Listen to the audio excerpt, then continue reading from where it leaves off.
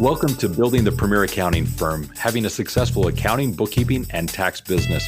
I'm Roger Knecht, president of Universal Accounting Center, and I'm going to be with you today as we actually discuss a number of things that are related to your building the premier accounting firm and offering competently the services that you need to get paid what you're worth.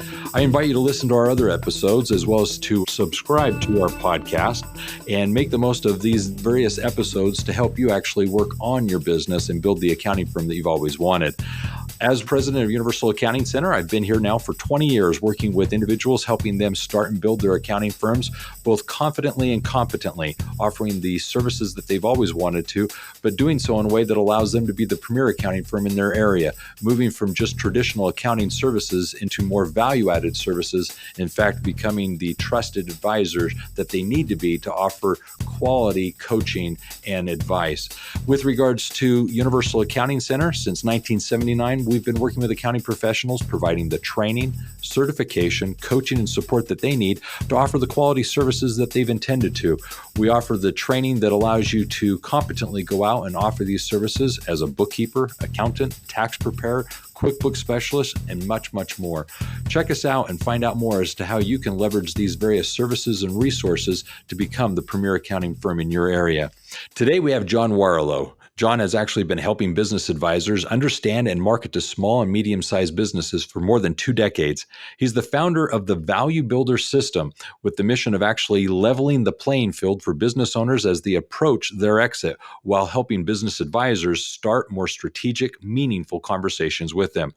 John is a best-selling author, having written both Built to Sell, Creating a Business That Can Thrive Without You, as well as The Automatic Customer, Creating a Subscription Business in Any Industry. John is a keynoted speaker and contributor to Fortune Magazine, the Entrepreneurs Organization, New York City, Toronto chapters, and the Inc. 500 and 5,000 conferences. John is also host of Built to Sell Radio, ranked as Forbes Magazine's top 10 best podcast for business owners, and he's been recognized as the B2B marketing, or by B2B marketing, as one of the top businesses for, or top 10 business-to-business businesses in the United States.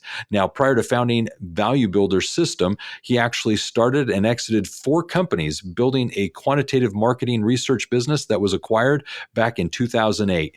Now, the company Value Builder System is a statistically proven methodology that helps increase the value of businesses. Advisors leverage this system to help business owners prepare for an eventual exit and ensure their experience to be a lucrative exit. Business owners can complete a Value Builder questionnaire with questions that help them evaluate 8 areas of their business to know where their strengths are and their areas of opportunity to increase the valuation of their companies. I encourage you to take advantage of this chance here within this podcast to get your own Value Builder score and see how you compare and see where it is in your business that you can in fact improve and work on your company. So welcome to the show. John, this is a pleasure. I'm excited to have you here. One of the things that I'm excited to do is learn a little bit more of the behind the scenes as to how you came about building this wonderful experience for business owners. Well, it's good to be with you, Roger. Yeah, it's been quite a journey. I mean, I started, as you so eloquently put in your introduction, in business ownership when I started a market research company some time ago. And I went to see a guy named Perry Miele. He's a mergers and acquisitions professional based in Toronto. And I said, look, I want to sell this company. I'd reached a point where I was ready to get out. And I said, can you help me, Perry? And he said, sure. But first let me answer a couple questions. Let me ask you a couple questions. He said, number one, your market research. So who does the selling? Like who finds the clients? And I said, well, I'm still, I'm involved in that, but I passed them on to a project manager. He said, okay, question number two, who does the research? And I said, well, we've got researchers, but I'm still involved in kind of approving the final document before it goes out, et cetera. And he looked at me, peered over his spectacles, and he said, John, I can't sell your company. There's nothing here to sell. It's worthless. The business is just you. And at the time we had I want to say we had $4 or $5 million of revenue. We had clients like Bank of America, Microsoft, Google. I mean, I thought I was sitting on a gold mine. And here's this guy I know and trust saying the thing is worthless. And so it sort of sparked this entire journey to try to understand, okay, well, if the company is worthless now, what do I need to do to make it worth something? And after 3 or 4 years of working with Perry and really trying to figure it out, ultimately the company was acquired by a publicly traded company, which now is Gartner Group. At the time, it was Corporate Executive Board, which was acquired by Gartner, big Fortune 500 New York Stock Exchange listed company. So we made some improvements and did some things, and I wrote about those in Built to Sell, along with some of the other companies I was involved with. Well, that introduction actually takes me to exactly where I wanted to go. You personally experienced, obviously, building a business, feeling as if it had worth and was ready to actually transition and move on and sell the company. And you had this kick to the gut that basically said it's not worth what you think it is. And after all that blood, sweat, and equity, you realized, okay, I've got to understand what is it that I'm selling. And you did write the book. And the book, I think, is an excellent kind of a story of what a business owner really needs to go through as they consider selling their business. But you wrote the book because of your own personal experience. So why did you put it, when you did the book Built to Sell, why did you put it into this story format of both Alex and Ted? Well, a lot of textbooks, especially ones on exit, are just so impenetrable. They're boring. They're terribly, stuffed full of lingo that people don't understand. And so I wanted to write a story. If you've ever read The E-Myth by Michael Gerber or any of Pat Lencioni's work, you know that they kind of use a parable style in order to kind of communicate an important point. And so I chose to do that. Interesting, Roger, in the UK, the book's been translated in many languages. In the UK, the parable format is not popular. Brits, for some reason, think it's a cop out, but in the United States, it's a very common format. So it was published in the UK, but the publisher, when we talked about it, they're like, this format you've chosen, it's not going to work well with English people, but it worked fine. And it's, again, I think it's an important lesson, but delivered in what is that expression, like have your medicine with a little bit of honey? Like, it's delivered in hopefully a format that people find palatable. Well, the story metaphor that you use does make it palatable. It's something that you can easily kind of digest and enjoy.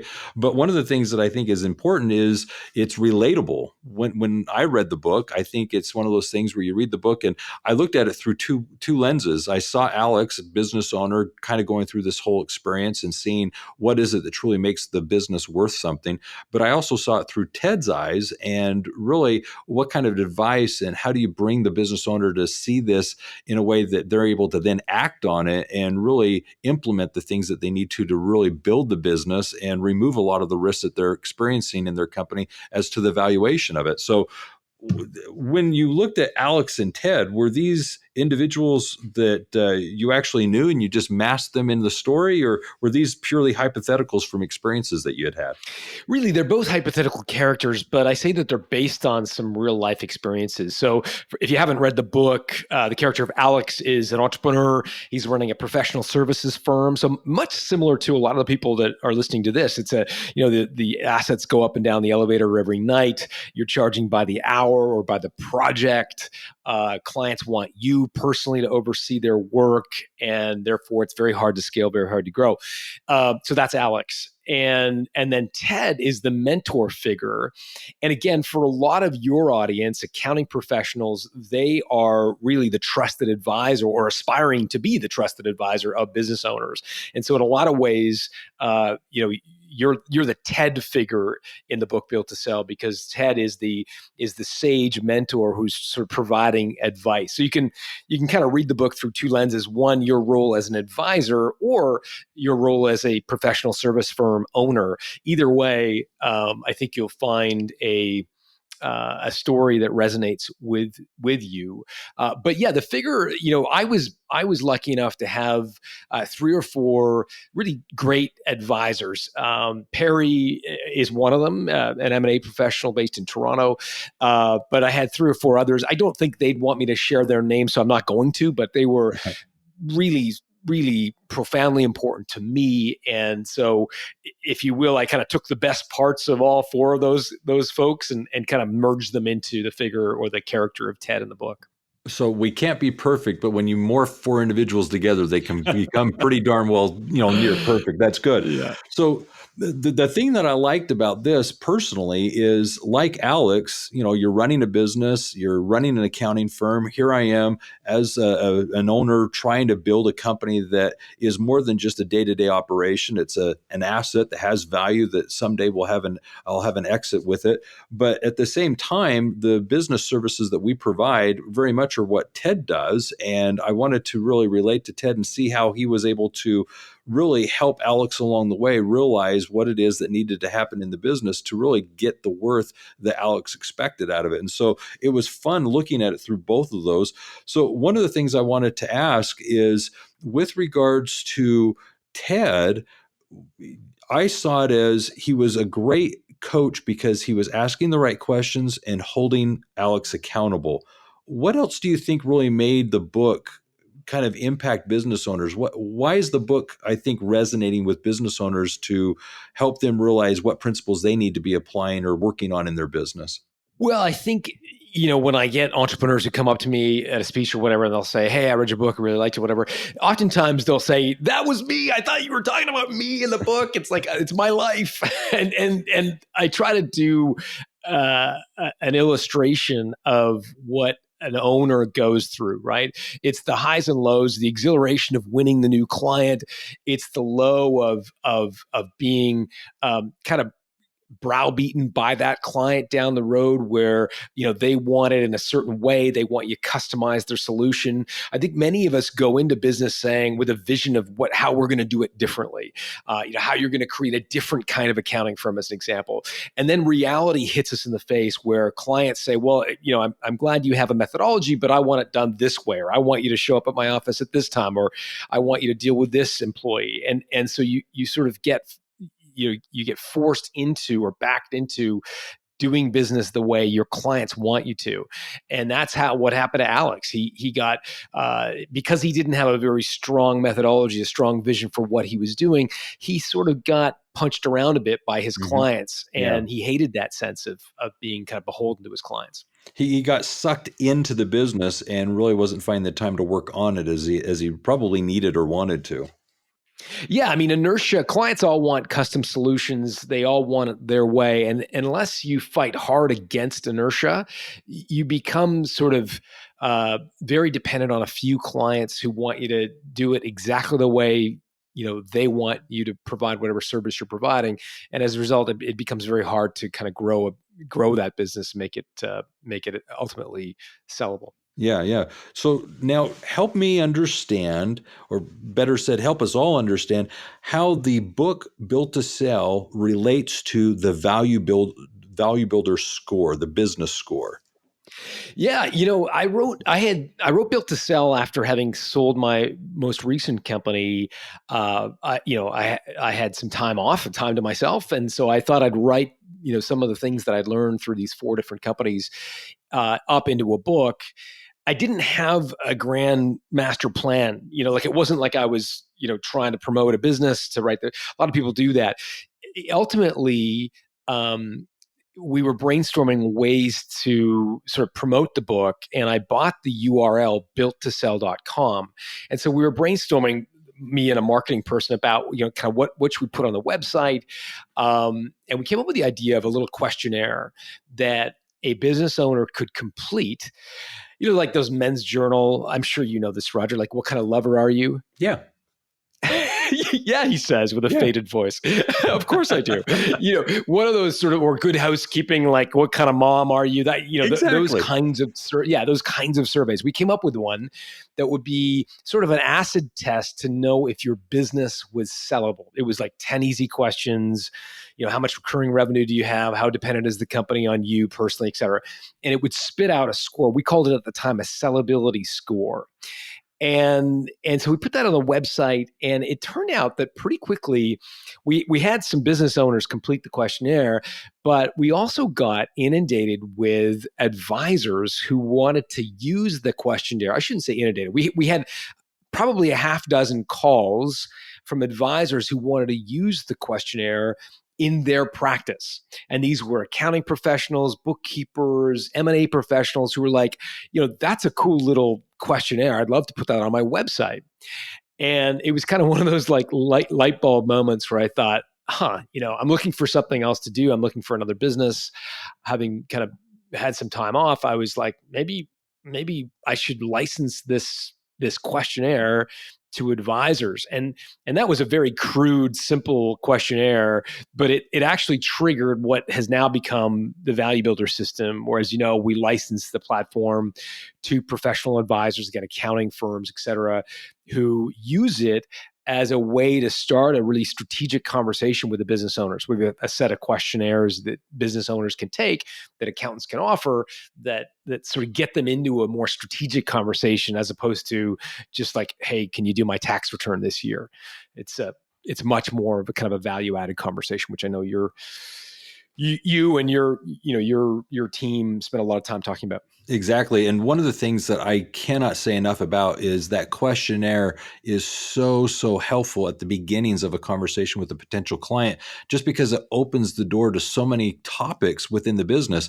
So often as accounting professionals, it's just thought to be, let's just talk about the numbers, the financial reports. And in reality, what we want to become is that trusted strategic advisor, because there's so much going on behind the scenes that make up the numbers. And when we're able to get really into what's going on in the business, all the intricacies of the business model that the client has, we're better able to advise and help them understand how it's then materializing in the financial reports. How is it affecting the balance sheet? How is it appearing in the P&L? How is it impacting the cash flow statement? And what's happening is the Value Builder score is just that perfect eye opener. It's kind of like an icebreaker, if you will, to a business owner, to help them see that there's so much more that we as accounting professionals can bring to the table as part of our discussion. And really what it lends itself to doing is allowing us to provide more value added services, which then can afford us to be paid more for the services we're providing. It's just this cascade of wonderful business opportunities that really come from just this initial Value Builder score. So let me just take a segue here and actually do a quick sponsorship note. This episode is brought to you by Universal Accounting Center and Value Builder. The intent here is for you to take advantage and see what it is you can be doing as an accounting professional to better service your clients and provide for them the insights and know-how that they need to work on their business, and truly, as business owners, do the things that they need to do to increase the value of that most important asset, their company. For this reason, we want to invite you to take advantage of the book Built to Sell. Reading that book, go to the descriptions of this podcast to get the information on how you can get your copy of the book Built to Sell. But more importantly, take a chance, or not a chance, but rather the opportunity to literally go ahead and do your own Value Builder score and assess your own business as an accounting professional, and look at what your company is scoring as you look at your business in the 8 drivers that determine the value of your company. Become familiar with this tool and see what it is that you can then also be taking to your own client base. So, John, back to the book and the score, one of the things that I want to then bring up is you wrote then a second book. The book is The Automatic Customer. And I think I'm just going to quote you on this. So this isn't me putting words in your mouth. This is me quoting you. It says, "I screwed up. The last time I wrote a book, I screwed up. Called Built to Sell, Creating a Business That Can Thrive Without You, the book was designed to illustrate how to transform a successful business into a sellable one. In it, I touched briefly on the importance of having customers who repurchase from you on a regular schedule. But in hindsight, I should have dedicated at least half the book to recurring revenue." So I thought that was an excellent introduction to this book itself, as you then further go into explaining why this is so important. And you start with basically your company, Warrillow and Company, in 97. But what I liked is how you then break the book up into 3 sections, and you really clearly define what those are in the introduction. But I want to give you a chance to even expound on it more. Why is recurring revenue such an important thing, and why do we see it in businesses all over the place today? It's just almost like it's becoming the business model. It sure is. And it's for a few reasons. Number one, it makes your company more predictable. And predictable and for accountants who plan and really help owners with the numbers, I mean, this should be music to your ears. When an owner can predict their business better, they can start to plan how many staff they need, how many trucks they need, much more into the future. And that makes them more profitable, and it helps them sleep at night. Because again, customers buy on a recurring basis. So you're able to forecast much better. I'm reminded of a story in the book called H. Bloom. H. Bloom's a flower store where they sell flowers on subscription. Well, a typical flower store in America throws out sort of half of its inventory every month because it's rotting in the fridge, because the flower store kind of misbuys. They're not sure how many flowers to buy, so they overbuy. Yep. Yet at H. Bloom, that sells flowers on subscription, it's less than 2%. So much more profitable. The reason for that is that they can predict much more effectively. Number two, so it's much more predictable as a business model. It also makes your company much more valuable, right? Because when an acquirer looks at a business, whether they're a manufacturer or a retailer or indeed a professional services firm, the first question in their mind is going to be, okay, how is this business going to perform when the owner, usually the rainmaker, leaves? And if it's a transactional business model where the business owner is scurrying around trying to make the month end every month, then they're going to draw the conclusion that it's not a very valuable company. Yet if it's got predictable recurring revenue that is not dependent on the owner, it jacks up the value tremendously. The third kind of big reason that companies need to think about recurring revenue, in my view, is something called the Trojan horse effect.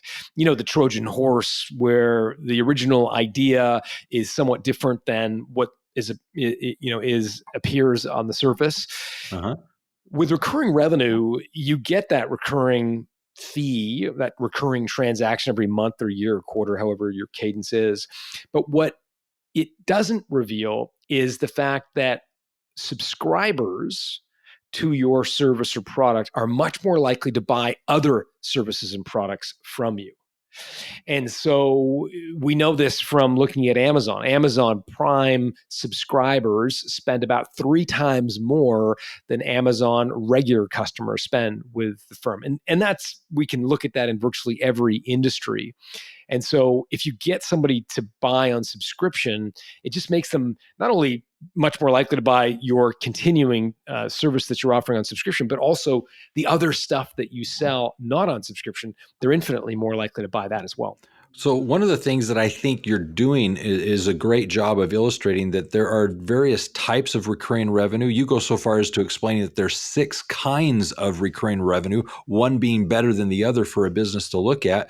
And the thing that I think is very appropriate is, first of all, for accounting professionals, this is very true to our own business model. What we're looking for is monthly engagements. We're looking for recurring revenue from clients that we can work with. We understand that the lifetime value of a client is now seen as 7 years in the accounting profession. And so we're all striving to have an accounting relationship with our clients where we're servicing them for as many as 7 years. And so it does impact the type of work we're producing and providing, because we expect that they're going to see value in it to pay us month upon month to then have that 7-year relationship or more. But the thing I'd like to add to this is your point with recurring revenue is so much like music to the ear of the business owner, because starting every day, or worse, every month, wondering where that next customer is going to come from, when are they going to walk in the door, is very unsettling. But yet when you have a reoccurring business model, the recurring business model means that you have, because of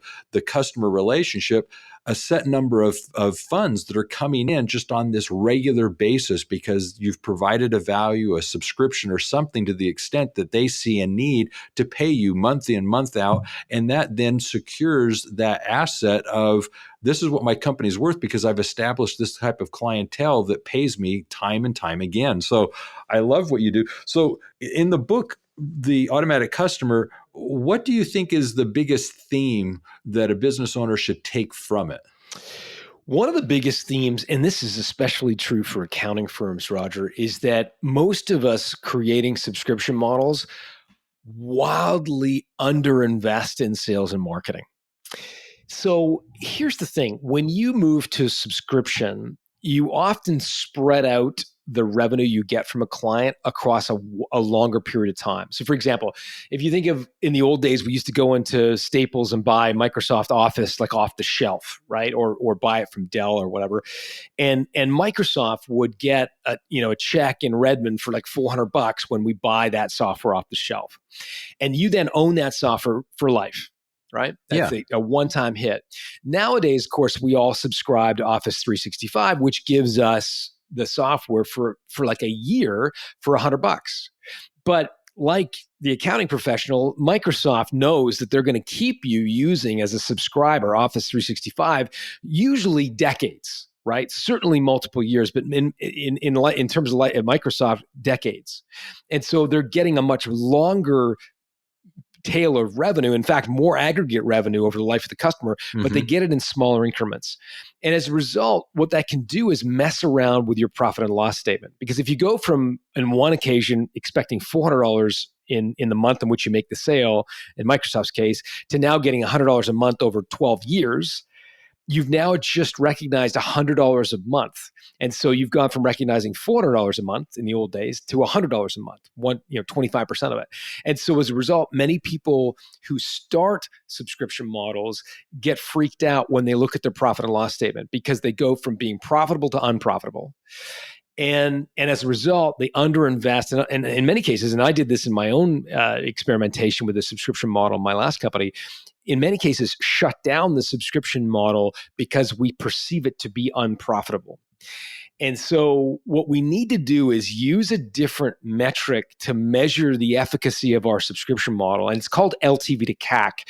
And what it stands for is you raise lifetime value. That's LTV. So you're capturing lifetime value. So in the case of an accounting firm, let's imagine your typical, tax and compliance client is paying you $5,000 a year, let's say. And you multiply that over the 7 years average. So the lifetime value of an accounting professional or accounting client, let's say, is $35,000. There you go. Well, most people will tell you can invest up to 1/3 of the LTV of that client in sales and marketing to win that client. So an LTV to CAC ratio of at least 3-to-1, meaning in the case of an accounting firm, you could probably spend like $12,000 per new client to win them. And how many accounting firms do you know, Roger, that spend $12,000 to win a new client? None. I doubt you know many. I don't know any. Right? Now they exist, but I don't know them. So they rely on they rely on the partners to do the sales and marketing. Partner runs out of time, especially in tax season, and the company stalls. And so you get these accounting firms all over the United States that kind of stall out at whatever sort of the partner or partners can sell. And in my view, that's a huge mistake, because you enjoy such tremendous loyalty. 7 years customers stay with you, that I think the winning accounting firms are the ones that are really over investing in sales and marketing. Again, if you assume that $35,000 is your lifetime value, you can probably spend 10 or 12 grand on winning a new customer.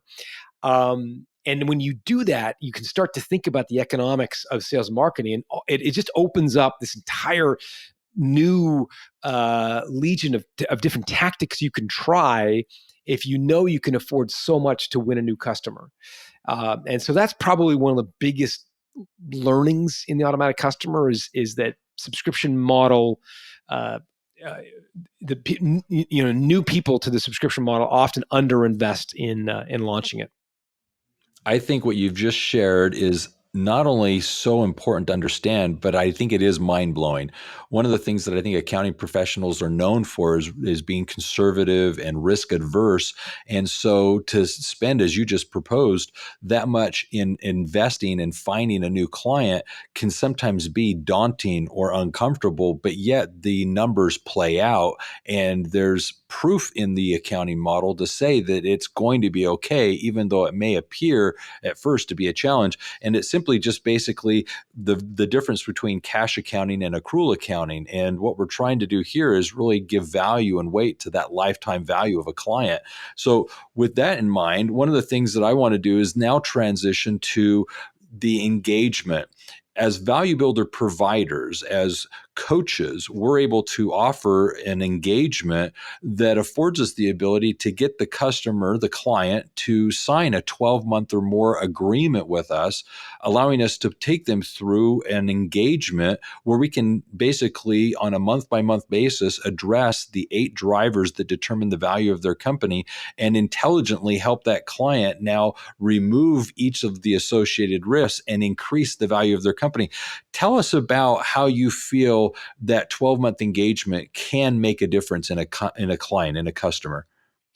Well, it's one thing to tell a customer, you got to lose weight, right? But it's another thing to say, here, I'm going to hold your hand. We're going to meet once a week. We're going to work out together. I'm going to tell you the right way to do it. I'm going to give you a diet plan. I'm going to give you an exercise plan. I'm going to tell you how much water you need to drink. And I'm going to really hold your hand so that a year from now, I'm feeling really confident as your advisor, health advisor, that you're going to lose the 10 pounds you're looking to lose. So when you complete your value builder questionnaire, a business owner is going to get their score on the 8 key drivers of company value. And it's a little bit like a health assessment, right? You go into the doctor and they tell you your blood pressure's this, your cholesterol this, your triglycerides are this. And it tells you what you're up to, but it doesn't really provide the coaching and support you need to fix those numbers. And that's really the value builder engagement.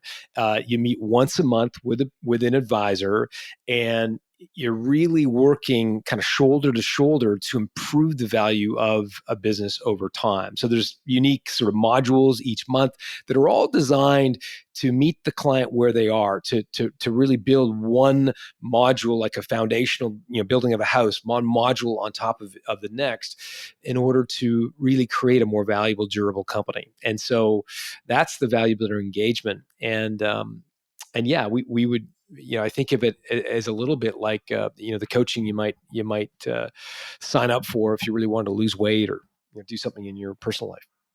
So one of the things that's been hugely impactful in our own business is when becoming a certified value builder provider, the coaching that we're able to offer is a system. It's a tried and proven process that is easy to follow and deliberate in nature to really take a customer, a client of ours, to the point of working on their business and increasing literally the valuation of what their company is worth. Now, one of the things that I think is helpful is many accounting professionals, we find ourselves in a situation where we've, for 10, 15, 20 years, gotten a great deal of experience and know-how as to things that ought to be done in a business. But it's kind of difficult to go and offer services and do an engagement for a committed period of time when, maybe I've got some ideas of what I might do with the client month 1 or month 2, but really I have no idea right now what I'm going to even be doing month 5 or month 6, but I'm sure I can wing it, but I'll get the client to agree to the commitment today for 12 months or more, with the understanding that I'll figure it out when I need to as to what I'll be doing with the client come month 6. That is not the case with the value builder system. There is a very clear roadmap as to what needs to be addressed within the company, what the client needs to be working on to affect the valuation of their business, and most importantly, help them become more engaged in running the business so that it actually becomes autonomous from them. I actually say quite often that what the goal is we work with our clients to help them see that their business is a self-sustaining, living, breathing entity. And the goal is to be a guardian or a steward of that business. And the more independent that we can make it, the better. And so with that in mind, I love the system that you created, because when I was first introduced to it, what I found, John, is that I wanted to do coaching. I wanted to do engagements with our customers, and we were doing some based on some of the principles that we had already adopted here within our company. But what I needed was something a little bit more structured and organized, and finding Value Builder gave us exactly what we needed. And we were just able to really sink our teeth into it, and most importantly, embrace the marketing materials and assets that you provide, the training that you give to allow us to be certified to confidently go out and offer this type of an engagement. But most importantly, the interface, the tool, the mechanism that the client can access, that we can access to capture action items, systems to record the goals that we have and the actual numbers that we realized. And most importantly, just go through this journey of addressing all of these 8 things that need to be addressed within a company to really work on it in business. So that's kind of a summary of what I see you're offering. What I'd like to ask now is, how have you really seen this morph over the years? Obviously, Value Builder, as you shared, was kind of just a questionnaire on the website. What is it in your mind today? Where do you see it going next? Yeah, I mean, it's a methodology which provides structure. And so to your point, there are 12 unique modules, and it is a continuously growing set of tasks that the business owner invests in. So each, like, module 12 leads naturally to year 2, module 1. And so at the end of 12 months, you restart again at the beginning, but in a different context. Your business will have grown, the competitors will have changed, et cetera. And so it's a recurring methodology. And why I think that's important for accountants in particular and other professional service providers is that in the absence of structure, the only thing you're giving your client the ability to make a decision around as to which advisor to choose is your bio, right? So if you rock up and talk to a business owner and say, look, I'm an accountant, but I do accounting differently. We do value-added consulting, and we want to be your trusted advisor. He or she is likely to roll their eyes and say, yeah, that's exactly the same pitch I've heard from the other 4 accounting firms that knocked on my door this week. How are you guys different? Whereas if you walk in and say, look, we've got a methodology. We've got 12 unique modules you can follow, which are proven to drive up the value of your most important asset. All of a sudden, it's not a decision of whether they like you personally. It's not like they're coming to you and say, well, what do you know about my business? What do you know about my industry? Where did you go to school? Which firms did you article at? They're not asking you those uncomfortable questions, and you're having to defend yourself and make the case that you know more about a business owner's company than they know about it themselves, which is a losing battle. Of course, a proud entrepreneur is going to believe that they know their business, they know their industry way better than some hotshot accountant who walks in here trying to tell me how to run my business. Doesn't work. Whereas if you walk in and say, look, we've got a methodology, you don't have to trust me. You don't have to know even where I come from. What you have to know is 50,000 businesses have gone through this methodology. There are 12 unique steps. And at the end of this, we're going to improve the value of your company. You want to get started today? That's a different conversation than, here's my bio, I went to school at, whatever. And so I think it's really important to have that structure and system, which sort of separates the selling from selling yourself personally, which I think is uncomfortable for most of us, and doubly so for a lot of accountants, to selling a system, which is a third-party proven methodology. Well, what you just shared there is, I think, an excellent synopsis of what really differentiates someone offering the Value Builder system to just offering consultative or experience. And what I think is very helpful is the fact that in our own business, the way we've applied it is we went through kind of a learning curve, and Universal Accounting Center has a division of the company called Universal Business Builder, where we do business consulting. And as the coaching services that we offer, it was hard for us to articulate what it was that we do for our clientele. And when Value Builder was integrated into that coaching model, it became so simple, so easy to explain to the business owner in a way that they could understand and appreciate, and then ultimately pay for our services. So we simply explain ourselves as saying that we help our business owners, first and foremost, engage and manifest with what they're trying to achieve in their business. Second is understand accounting. Third, increase revenue. 4, improve their profits. And 5, build value in their business. And each of those things are achieved by following the modules that you described, John, as part of the Value Builder experience. And that's where we are able to excel in the coaching that we provide. It gives us context for each of the meetings that we have. It gives the client an opportunity to see that they're investing in a system that they can have some faith and trust in, because it's not just it's not just kind of an ad hoc type of a thing, shooting from the hip, if you will. It's literally a process that they know they can invest in and follow, and in the end, expect an increase in the valuation of their business. And it's just them working on their company, following a proven system. So, with that in mind, I'd just like to break away here for a quick summary of what we're going to be doing. But before so, do a quick mention of our sponsors again: Universal Accounting Center, as well as Value Builder. I encourage you to check the description of this podcast to find information as to how you can get a copy of the book Built to Sell, as well as The Automatic Customer, both written by John. But more importantly, see what it is you can do to take and actually have your own Value Builder score for your company to see how you compare within these 8 drivers that determine the value of your business. But lastly, I invite you to consider becoming a Value Builder provider yourself. Being certified as a Value Builder provider allows you to literally offer with competence and confidence the quality value-added services that many of your clients need as they see you as their trusted strategic advisor. As an accounting professional, we have so many opportunities to really help our business clients grow their companies and have them see you as that coach that you can be. And when you actually subscribe to this methodology, you'll have a system that you can rely upon to meet with your clients each and every time with a clear action plan of what it is they need to be doing next to work on their business and build a company that they can be proud of. So with that in mind, John, I thank you for sharing with us so many of these little insights. I know that you regularly do an annual conference with your Value Builder providers. It's a conference I look forward to and attend. What do you hear as feedback as to those who attend, why they keep coming back? And I'm saying from Australia, from South Africa, from the UK, from the Americas. Why are we all drawn to this conference? What kind of things do you think are needed to be mentioned about the conference that we do yearly? Well, it's a kinship. It's a brethren. It's a group of people who come together once a year, where it's really about learning and sharing with one another about what's working. We're the pioneers, I believe, in this new industry called value building, where originally in the old days in business coaching, it was all about helping you grow the top line of your business, how to scale the top line of your company, or perhaps in some cases, how to improve the bottom line profit of your business.